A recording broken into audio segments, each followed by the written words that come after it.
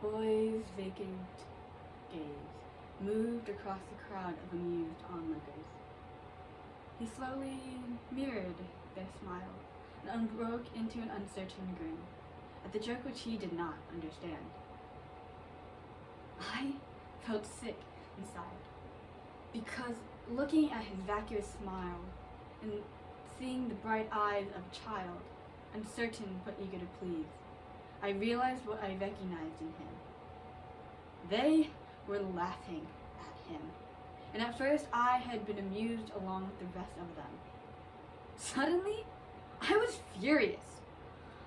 I wanted to smash their laughing faces of the amused onlookers. I jumped up and shouted, "Shut up! Leave him alone! He can't help what he is and he doesn't understand. For God's sake, have some respect. He's a human being." Imagine your brain is a nest of highly charged wires, many of them overlapping in ways that bring you startling and multidimensional views of the world. Now, imagine that these same wires threaten at all times to overwhelm your ability to engage with that world. Imagine that you have thoughts, abrupt and nimble as lightning, that you can only grab the tail of one before another bursts forth. Imagine that a mechanism exists, like a dial, that helps you hone in on a clear frequency from which to broadcast. Imagine that this mechanism, this organic machine, has been around for centuries, and no one realized it could soothe and facilitate your ways in thinking no pharmaceutical possibly could. Imagine that this machine is somehow a poem. Autism, if it's talked about, is usually discussed in terms of managing symptoms or dealing with meltdowns. And this language that we use portrays autism as a disease or something that needs to be fixed or hidden. And though while it's not common, it is not something that people with it should have to hide or manage for other people.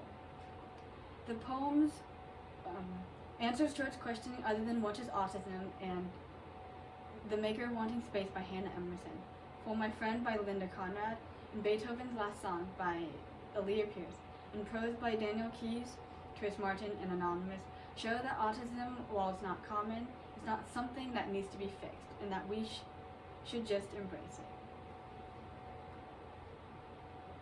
I want to say that I want to amazing space think about the way that I move. The way I think, which is the way of water. Hannah Emerson, a non-speaking 27-year-old, is singing. It's not the kind of singing you would hear in a karaoke bar, but the kind you might hear in the trees. Hannah's singing is echolalic. She collects fragments of songs and mixes them with my own speech as we interact. And they form a sort of oral tapestry that enlivens the room from behind. But for Hannah, these songs are not simply background noise. They are foundational to her being. She calls them her grounding sounds. I am away with really easy feelings of dancing. Touching through the world is the way I am wanting with my ticks. My son has to know where we are at all times. We don't own a 5,000 square foot mansion, so when we leave the room, we're not that far away. But if we step into another room, Brayden immediately gets up and starts asking where we went. This wouldn't be such a big deal, but for the fact that he gets fixated on it. He'll keep asking us until he'll keep asking the question that he already knows the answer to. Sometimes he'll keep asking anyway.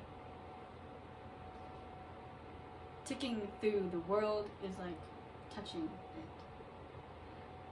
The inward rotation of a spiral, always thinking around and out. Mostly I sometimes tick through the world, and that is the way I feel. In the mail we received a single blue piece of paper from the school my son attends. We opened it, and inside is a first trimester deficiency report, letting us know that my son, who is 10 and has autism, has an F in beginning band. Also, this deficiency report lets us know that his academic GPA is 0.0. A flood of emotions hit me, but mostly sorrow and anger. Sorrow because this report served as a reminder that my son, who is doing so well in school this year, is a failing student when measured up to the regular curriculum. Anger because the school should have stopped this report from being sent to us. Does a slap in the face hurt any less if it's an accidental slap? The school might as well have just said, "Hey, your kid is stupid, remember?" A person wouldn't know by looking that he has autism. He has to practice and practice to learn even the smallest things, tasks that come typically for easy to typical children. Doctors call it autism or ASD. Somewhere at the school there was a communication breakdown and this report got sent to us. I know it was accidental, that no one talked to the band teacher, who's probably a really nice guy. But this report ended up in our mailbox. And given all that, it's still a sobering reminder of our son's many deficiencies, academic and otherwise. Hey, your kid is stupid, remember? You thought he was having fun, learning and playing with all the other kids, but he's still the stupidest kid in his grade. Perhaps I'm overreacting. I'm overprotective, maybe. But if this got sent to you, wouldn't you want to beat the crap out of someone? There is a symphony playing in Justin's head. Music and notes that only Bach would waste the motion of his fingers on. Music that us normal people are not fit to hear. According to doctors, Justin is broken.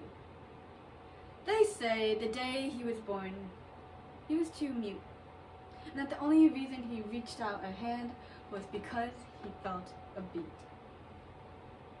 At 2 months old, Justin was diagnosed with autism. Zip is the cat, and Lucy is the dog. If they are in sight, stop the presses until they are found.